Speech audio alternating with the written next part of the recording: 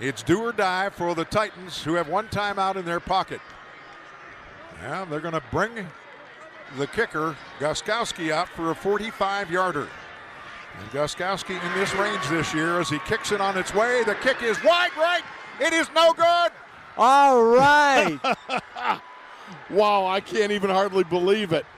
If you saw Ben when that ball sailed right, it was the look of disbelief, like you couldn't believe. Everybody, well, you better believe it. The Steelers are the only undefeated team remaining in the NFL at 6-0 after beating the Tennessee Titans 27-24 in Nashville on Sunday. Hi, everybody. I'm Missi Matthews. Welcome to the Extra Point presented by Microsoft Surface. Let's meet our panel for today as we break it down. Bob Labriola with a special guest, a Bubby Brister Dracula, I think, behind him today. Merril, Hoge, I know you sent that picture to Bubby. Let us know if he writes back. We need to know what he said there. Also joining us today, Matt Williamson as well. And guys, it is cliche, but a tale of two halves for sure. This game yesterday against the Titans, both teams undefeated coming into it. And Labs, we'll start with you. I am sure you were living in your fears the entire game. Let's start with the defense and what stood out in good ways and bad ways. Well, as you mentioned, a tale of two halves. I'll start with the bad, since, that's kind of the person that I'm known for. What stood out in a bad way was, the Steelers went out to that big lead. And then, I thought it would become the kind of game where the Titans were going to have to take some chances and put the Steelers defense in position to make some splash plays. However, there were none. No interceptions, no fumble recoveries. And so, I was a little bit disappointed in that. And I think that, the lack of the ability to turn over the Titans certainly kept things going for Tennessee's offense in the second half. In terms of the good, the job that the defense did on Derrick Henry. I've seen Derrick Henry single-handedly dismantle opponents. You can ask the Baltimore Ravens about that in last year's divisional round. You can ask the New England Patriots about that last year in the wild card round. Derrick Henry is a force, and the Steelers kept him under control throughout.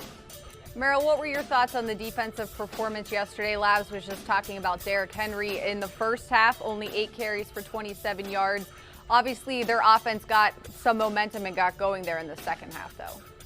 Well, Missi, we talked about, Derrick Henry, obviously, the foundation is Derrick Henry. But the thing that they do really well that they don't get recognized for is similar to what San Francisco does and this week's opponent, the Ravens. Their run action, how they throw the football, where they sell a really good run action and they throw it. The big play came from that. That turned the game. That got the Titans back in it. If you think about ways that or things that can't happen in a game, or more than likely you lose, is when you give up big plays and you have turnovers, which happened to the Steelers in the second half. That's ultimately what was the difference in the second half. That run action play, that big play that they got to get him back in it. Mika Fitzpatrick, for whatever, he stopped. His angle was bad, but that's his responsibility to make that tackle. You don't make that tackle, you're going to give up big plays. And that was the thing that really started it. It got him back on track. But how they defended Derrick Henry, I was not surprised by it. I was not shocked by it. They played him like he had to play him. I think he had 2 runs, one run of 15 yards and a run of 8 or 9, and that was it. And then the one big run, his biggest run came in the second half. But that's a credit to the type of pro he is, that he was going to keep hitting those holes, getting 1 and 2, and eventually you're going to pop them. But as a whole, defensively, they have to feel very happy about how they handled the run. They have to clean up their back end, especially if the run action stuff that they struggled with, because they're going to see it this week. And this team is actually probably better at it actually than the Titans. Matt, what were your thoughts on the defense? Obviously, they did not have Devin Bush, Robert Spillane stepping in, Yuli Gilbert helping as well. And they also didn't have Mike Hilton, so we saw a little bit more Cam Sutton than we normally do. Yeah, and Sutton played great. I'm glad you mentioned his name. I thought he really stepped up in a big way. A couple things stood out, and a lot of what these guys said. The Titans ran the ball a very high percentage of the time on early downs in the first half. And I thought they'd take some more shots early. The Steelers were up for it. They played Henry extremely well. and then subsequently pressured Tannehill quite well on third downs, especially in the first half. But the biggest key to the first half to me, too, is it's very apparent in this league, the less defense you play, the better. And the defense just wasn't on the field that much in the first half. I mean, the offense controlled the tempo, controlled the clock, and it's hard to keep a very good offense like this one down. You know, A.J. Brown's a superstar. Merril mentioned how well the offense is designed. Tannehill's put up huge numbers. This league is designed for offenses to not stay, under a defense's thumb, and eventually they started to, chip away a little bit. Labs, you mentioned it in your column today. The defense definitely didn't feel like they were celebrating the fact that they got the win. They felt like there was too much they left out on the field. How do you feel now that we are kind of 24 hours past this game?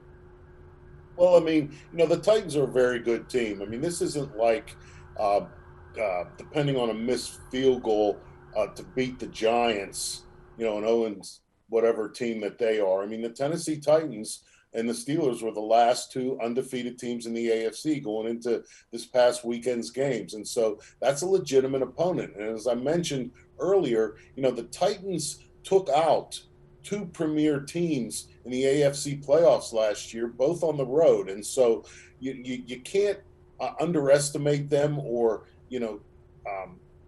sugarcoat the fact that they are a very good team.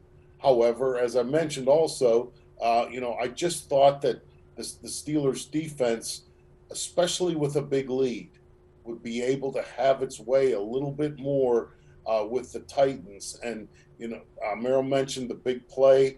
That certainly was disappointing. But then the Titans' other touchdowns came on long drives. They were possessing the ball, converting third downs. And I really didn't think that the Steelers' defense would be exploited in that way, in a two-pronged way, both with big plays and with long drives, and come up with really no splash. Merril, the game did almost go to overtime. Was the Steelers defense going to be able to sustain more Derrick Henry in that offense that was clicking for the Titans? Well, the comment's already been made that and it's the one that's actually forgotten, but it's a great comment. The best defense in football at the end of the year, the stat that they usually rank number one in, they play the fewest snaps. And that's ultimately what makes them or helps them become really, really efficient and great.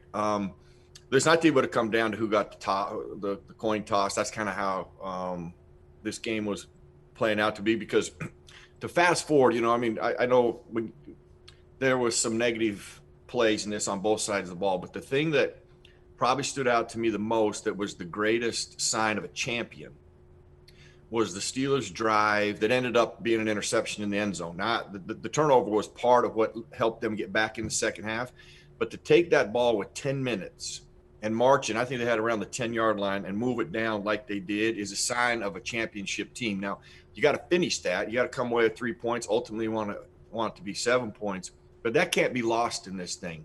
And so when you looked at that, to answer your question, I think had the Steelers gotten the coin toss, they would have opted to, provided it wasn't on their 10 or 15-yard line that it was fourth down. I think they'd finished the game. They wouldn't have given the Titans the ball back.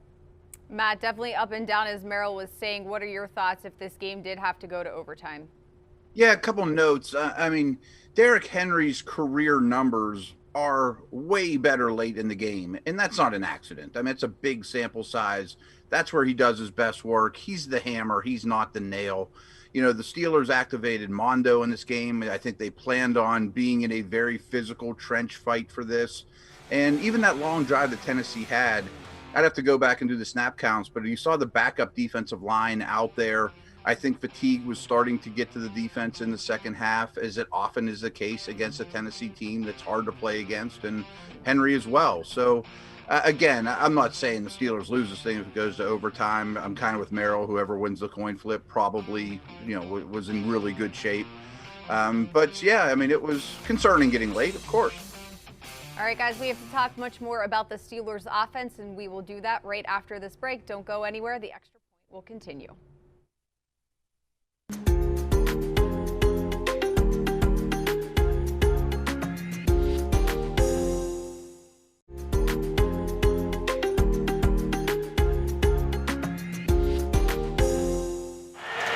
Shotgun for Roethlisberger. Step, fires, end zone, intercepted. It wasn't always pretty. There were times that it was, but three interceptions is unacceptable on my part. So I need to clean it up and be better. But defense came through in the end. Missed field goal at the end of the game, and just kind of everything played itself out. And at the end of the day, we got to win against a really good football team at their place. All right, welcome back to the Extra Point presented by Microsoft Surface, everybody. Labs, I mentioned at the top of the show, you like to live in your fears, but Ben Roethlisberger, Juju Smith-Schuster, Coach Tomlin said after the game they were not living in their fears in terms of going through Juju. You just saw and heard the interception there. So what do you like and not like about the Steelers' offensive performance yesterday in Nashville? Well, I mean, the Steelers' offense in the first half did a lot of things really, really well, but the bottom line in any NFL game is points on the board. And the Steelers offense scored points on their first 4 possessions of the game, 3 touchdowns and a field goal. And, we've talked about getting off to a fast start, the Steelers needing to do that, how that helps their defense, the way they want to play in terms of pressure and taking the ball away. And so I thought that the offense really set the tone for the game early and in exactly the way that the Steelers would like to have it. The other thing is, in that first half, along the way to scoring on their first 4 possessions, the Steelers converted 8 of 9 on third down. I mean, that's 89%. That's just an unheard of number over the course of 30 minutes of NFL football. The only negatives, were the turnovers. And it's not so much in my mind that 3 turnovers was a killer, but -3 in turnover ratio is a killer. If your offense turns the ball over 3 times, if your defense has a couple of takeaways to mitigate some of that damage, sometimes you could come out okay. But in the NFL, if you're -3 in turnover ratio and still manage to win, that's either a lot of luck or a lot of compensation from the other phases of your team. And so really the offense, there's nothing the offense did in my mind except the takeaways or turnovers yesterday that was a negative. Merril, Ben said he told his teammates Saturday night at the team hotel if they won the toss, they were going to take the ball. We saw what happened, 16 plays, 75 yards, 8 up, 9+ minutes on the clock. So what did you like and not like about Ben and company's performance in Nashville? Well, listen, they did a great job early on spreading them out. Actually, the Titans, they ran the ball well as they spread them out. They created matchups, which is going to be a problem for any defense with this Steeler offense. The second half, listen, these are NFL players and NFL teams, and sometimes we forget. And I don't care about their record. There's been games I've played, a team was 0-11. It was the hardest game I ever played. So I always respect the other side. There's great pros there. In the second half, they made some good adjustments. They did a better job of playing the run and playing the type of runs the Steelers were giving them. They did a better job of pressuring in the second half and getting after Ben and the offensive line itself.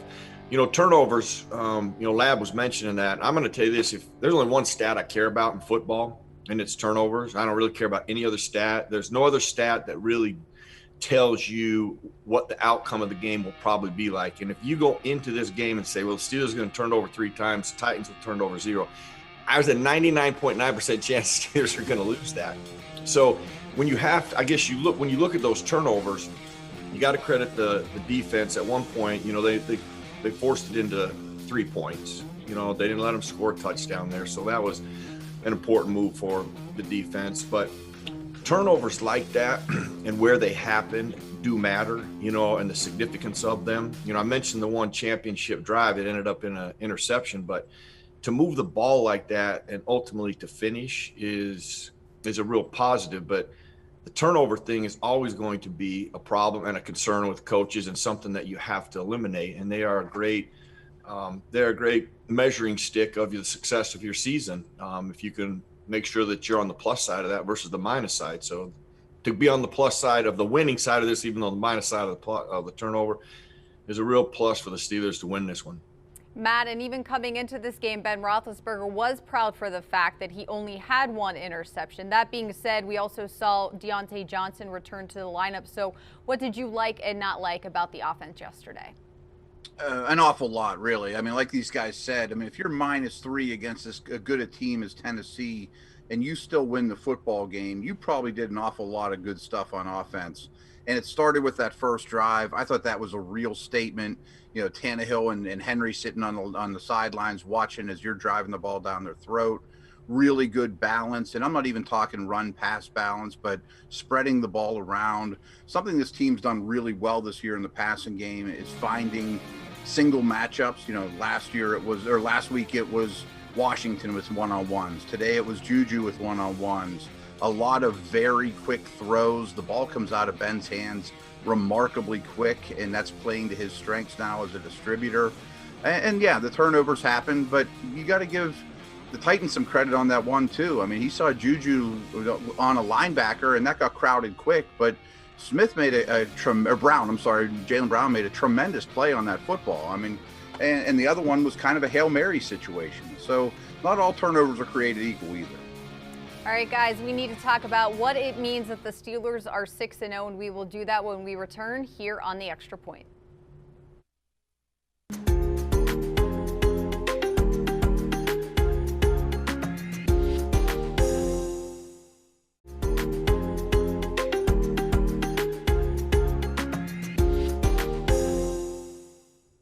It feels good. Obviously, you want to be in this spot. You want to have these wins when you can. Obviously, a lot of our games have been at home, which you expect to win. But to go on the road twice and to come here to an AFC team that's undefeated as well and play them, it feels really good. But throw the we know what's coming up next week. We can throw the records and all the other stuff out the window because we've got a team coming off the bye that's one of the best in football. All right, guys, welcome back to the Extra Point presented by Microsoft Surface. You heard Ben Roethlisberger talking about the win over the Titans yesterday in Nashville and quickly turning the page, a big AFC North matchup, heading to Baltimore to face the Ravens. Oh, and by the way, they had their bye week 7. So, Labs, I'll start with you. The Steelers, of course, the only team to remain undefeated. They are sitting at 6-0. Does that mean anything? And if so, what? Well, I mean, it's always about the numbers. And by the numbers, I mean in the NFL wins and losses. It's a 16-game season, and so if you're 6-0, you're well on your way to the kind of numbers that you need to get into the postseason. And so, to me, that's the most significant part of being 6-0. If you're looking at a situation where you need to finish with 10, 11 wins, and you have 6 in your first 6 games, you're well on the road. To getting into the postseason, and then that's the first goal, and then you try and go from there. And so, to me, that's the most significant thing about it. The other thing I like about the Steelers 6-0 is that there doesn't seem to be any complacency about it. Listening to Cam Hayward, seeing his face after the game yesterday on the Zoom, he was honked off, and Cam's a leader. And I'm sure that his personality and what he thought of the performance in Tennessee is going to be spread and shared, not only in the defensive line room, the defensive room, but also in the locker room at large. And so I like the fact that not only is this team 6-0, but it's not really looking at itself as anything really special, even though, as you mentioned, the Steelers are the last undefeated team in the NFL this year. Merril facing the Ravens, coming off their bye, as I said, going to Baltimore, knowing that these two teams are definitely going to be fighting to win the division and how important that is in terms of playoff seeding. What do you make of the Steelers' record and the fact that they know they have an even bigger challenge awaiting them on Sunday? Well, you're right. I think that becomes more of your focus. 6-0 is 6-0. Nobody's going to the playoffs for that. Nobody wins a Super Bowl for that. Nobody wins an award for that. You're 6-0. And based on, what I'm hearing and Labs sharing some of the players' perspective, that's what matters too. They understand it's 6-0 and that's irrelevant. It doesn't get you anything. You're now stepping into a divisional opponent who won the division last year. They are, what is the benchmark right now in that division? You got to beat them. And they've matched up to them well defensively last year. and how they handled their run. They just didn't have the offense to complement it, which they do now. So they have to be, I think, walking into this game wanting to prove something that they can complete. They can have a game that they feel good about and beat a good opponent like the Ravens versus winning like they did against the Titans and not feeling that completeness as a team that you like to feel even though you won. So the way they lost, I think, will actually play dividends for how they prepare and get ready to play the Ravens this week. Matt, what do you make of the Steelers' record sitting at 6-0, knowing you're heading into a super big game on Sunday? Yeah, a couple notes just to expand on what some of these guys said is I really wanted to call out the Steelers special teams. I mean, we saw the missed field goal at the end of the game, but the Steelers coverage units, the kicking game in general has really been exceptional and was a huge component in this win and really getting to 6-0 in general. I also think the Steelers front office has done a tremendous job to get them to this point. I mean, maybe more so than any team in the league. I have a hard time looking at this roster saying, wow, they're really weak here, or, you know, this is somewhere the teams are going to try to exploit. And I think it's especially true on offense. They've just gotten so much diversity on offense, and the coaches are using that talent extremely well, too. I mean, going to Baltimore with the Ravens coming off a bye and just trading for Yannick Ngakoue is going to be a massive challenge. But the Steelers are relatively healthy after a physical game, too, and I can't wait to see it. And they've seen Lamar quite a bit and should be more familiar with that offense than probably any defense in the league is. All right, Matt, and as you said, Coach Tomlin said yesterday after the game, no major injuries to report, just some bumps and bruises. His press conference, of course, with the media, his weekly one on Tuesday at noon, so we'll learn more then. All right, guys, thanks so much for joining me to recap a nail-biter but a fun win. The Steelers sitting at 6-0, so we will take it. It, of course, is Ravens week, so no one wear purple. Thanks for joining us. We'll see you guys next time. Yeah, Missi.